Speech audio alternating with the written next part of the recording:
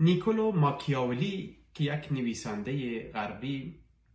و تی کتاب تا که باز معروفین کتابی هنچه پشکبته نامیتی پارسی ترجمه بوده شهریار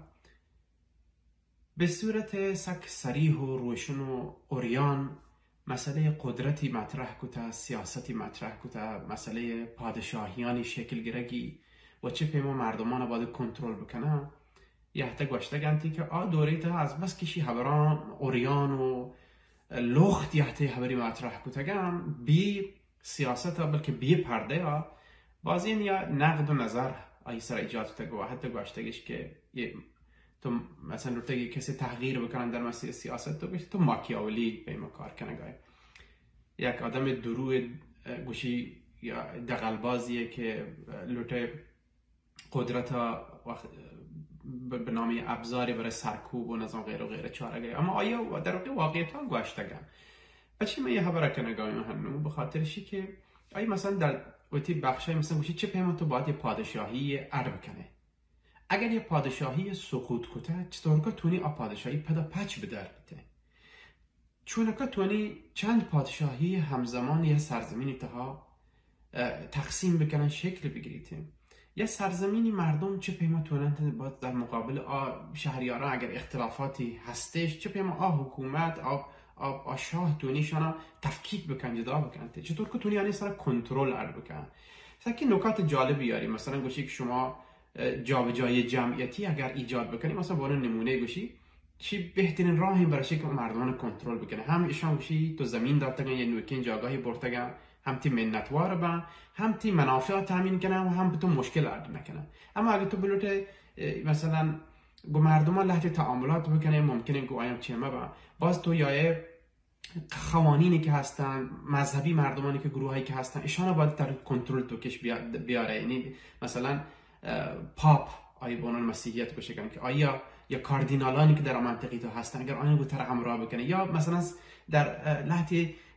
هردوکی قوانین حاکم هست مناطق مختلف تا اگر شان گوتر هور بکنه آیا باز همه مردمی که بودی منطقه تو های آنها سر کنن نفوذ ایجاد بکنه از طریق کنترل یاره آیا تو تونه یک قدرت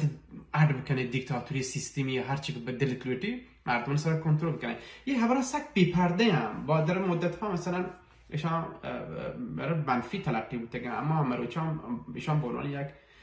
واقعیتی که چطور که یه سیستمان تلاش کنه که ایجاد ببن مورد مطالعه و تحقیق قرار گرفته در مقابل آیا بحث دموکراتیکی حکومت ها یحته مطرح بودن که مردمان در ایتها یک سرشت واقعی هستن که وقتی حق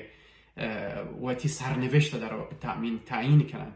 یعنی آیا و نقش ایفای کنن مردم پاکین چیز یک حاکم و یک پادشاهی نه اینکه گو چند دانه سردار و چند دانه حاکم ها مناطق مختلف تها بیان آدگه مردمان هر خواسته ای هستین سرکوب بکنن هر نوع دیماندی هستین آیانا پشتا چگل بدهند و اوتی برنامه آنها دیما برن اوتی خاندان ها رشد بدهند بچه من ایها برکنگام بخاطر شی که هنوز در شرایطی که ایران تاش مگندگاید سیاستان رنج انقلاب 1401 که روشنتر و واضحتر بود که ما شما درستم و لحظه به لحظه هم ایشان یه تصویران یه خطبندیان یه مرزبندیان واضحتر و روشنتر بود گایم ایران حکومت سر و هیچ خبری نیست درستم مخالفن لطفا ایشیا دور بدن چگل بدن اما در یه عرصه تو که افرادی یا یک میدان تها که آیان بازمانده های یک حکومت های سابقی و پدا لوتنت همه سیستم دیکتاتوری که هستین دوباره بیارندی ما در جریان این که یک سری لابی های راست افراطی که مثلا علیه ایران هستین آیا هم مثلا علاقمند بودن که خب ایران سر فشار ایجاد بکنن نه تنها حکومت ساقط کنن بلکه یک سر فشار ایجاد بکنن که آیا وادار بکنن که چوت پروژه عقب نشینی بکنن از طرحهای منطقی و عقب بکشی به خاطر یک گروه های خاصی مثلا سلطنت طلبان رو حمایت کنه آیا مثلا پول تزریق کنه رسانه تزریق کنه میلیاردها دلار تلویزیون چندین ارد کنه بوده که کار بکنن برایان که دوباره یک محوریتی در واقع بول و تشکیل بده انتن که ایران اذیت بکنه یا ایران پروشانتی هنوگی جمهوری اسلامی رژیم آنه و بله ایشان به ما و شما ثابت شده یعنی شما یک کنی بیاید پشتاته عزیزان دوره پهلوی‌ها بررسی بکنید در دوره پهلوی‌ها من این دوین موضوعات که گوشه گشک بودم با هم دیگه چوشش رفتم گوشانش که بیچاره همین سیاست مثلا برای کنترل بلوچستان در دوره پهلوی چه پیما عمل بود؟ حاکمیت بلوچان دستم نه حتی سال 1307 تا یهتن بلوچان حکومتش پروشتو پیش چایی و در دوره انگلیسیان شروع به 1839 ها که یهتن کل بلوچستان یک سرزمینت انگلیسان یهتا یه تخم نفاق و خیانتش بود کاشت و بلوچستان حکومتش گرفت و رنده تقسیمش کرد یه چون دادش ایران رنده ایران تو پد ما بلوچان در یه دوره تا مستقل بودن در آخر دوره قاجار با مدت 21 سال. اما در نهایت پهلوی‌ها یهتا همشش به هم جد برای کنترل بلوچستان پهلویان چی کرد؟ مثلا جهانبانی که به عنوان نماینده رضاخان اول یهتا گرد در منطقه تها آیی کارشیت که سران خوانین و طوائفی که هستن اولا گویت همراه کردن که حکومت به بلوچستان بپروشن. مثلا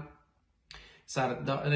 اسماعیل زیانی گوتار همراه کرد یا احمد زیانی و لحتی گروه های دیگه علیه دوست محمد خان و بعد دوست محمد خانش که پروشت رنده آیانش هم جد گلین تن تو آنسرش هم مشکلاتی ایجاد کو آیان هم مجبور بودند اسلحه برند علیه پهلوی قیام بکنن. اما کار گوسته کرد. قبل از آیه در دوره انگلیسان جالب بود که آیان مثلا سردار ایدو خانش استفاده کرد گوشتش که تو بگو ما همراهش کردن و از آیش کارمرز کرد برای که بلوچان تحت کنترل و در بیارش. اگه کتاب بوانت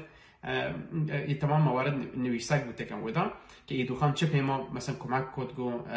انگلیسان برای که بلوچستان تحت تصرف کنترل در بیاره. یعنی بلوچستان سرزمین همچین سرزمینی که کنترل در یارگ نوی مگر که از خود برخی از عوامل که به عنوان خان و سردار شناختایی بودگن یا عوامل مذهبی به عنوان مثلا مولوی و واجه هستن چون استفاده کنگ ببی. متاسفانه همین سیاست در دوره پهلوی ها اجرا بود نه. بعد از یکشان سرکوب کردن دوباره یه سری افراد خانی که گوان نزدیک تا آنش بالا کشتن و چون عامل استفادهش کو برای که عموم مردمان مطالبات ها سرکوب بکنن و با همشان امکانات ده تجهیزات ده. این همه سیاست شما چاره برای کنترل بلوچستان در دوره پهلوی جمهوری اسلامی هم همچی اجرا بود. مثلا ترک سپاه پاسداران یارتا همچنین پاک ببند هر جاگاه سردارانی آینا پایگاه بسیج عملیاتی بده آینا نظام پمپ بنزین بده خدمات بده گازوئیل کشک با بده حتی نظام بقولواتش مواد با کنه هم بده.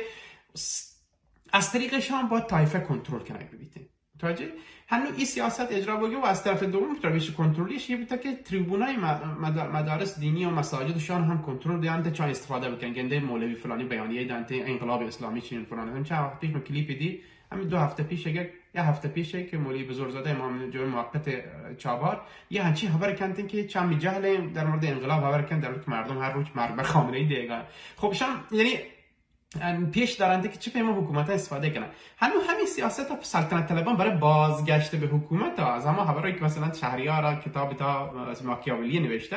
داری استفاده کردن گوشی خب ما برای که بلوچستان دوباره سلطه در ایران تا به دست بگیریم و کنترل بلوچستان رو دست بگیریم بعد چون میکنیم باید مثلا پیام بدیم به مولویان بگوشیم که خب مولویان شما مشکل مذهبی و حل بی آیا هم باید فکر کنن خب باشه ما که اهل سنت ما که اگر حکومت جدید بی ممکنه مشکل مذهبی حل بی پس ما چیکار مثلا به مشکل مسائل دیگه هست زبان فرهنگ هویت یادگیر آیا ما کاری نیستیم شما من مشکل مذهبی مهمه برای ما. همین خاطر گند لحظه شبکه‌های اهل سنت هم هنوز هستن که کم که به سلطنت طلبان نزدیک بودن چون آیا هنچو فکر کنن میشه مشکل مذهبی رفت بی ما دیگه نگرانی نیست و بعضی این چیزا اصلا فارس هم سنی آیا هم نگرانی نیست آیا هم با ما همراه با و یک گروه دیگه قوانین منفعت بده. یعنی آیا بگوش که من طرف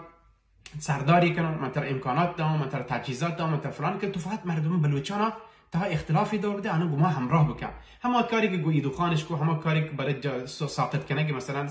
دوست محمد خانش کو. ولی ما یه نسل جدیدیم کل خبرشیم ما یه نسل جدیدی نسل جوانی یه نسل بیدار و هوشیاریم. ما باید در مقابل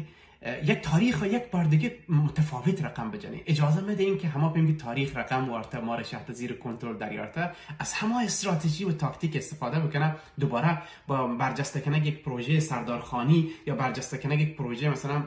ایشی که قشر مذهبی بلوتن بگوشن که آشون مشکلات فقط حل بنده مذهبی کافیه برای شما و بیا ما همراه به ایشی دیگه ما بوشتیم. ما نسل جدید مسئله ملی بلوچ برای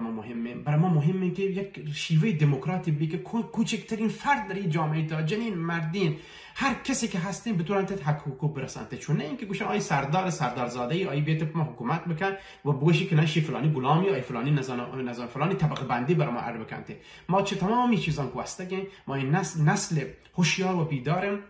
بر اساس هویت ملی بلوچ برای رسک به حق حاکمیت ملی بلوچ که من مشکلات تمام کنته مبارزه کنیم. ما زانیم که تا زمانی که سرزمین بلوچستان بلوچین جنده دستم بی همه پیم که چماش پچ گفته من مشکلات حل نبته کلیپ رو منتشر بکنید.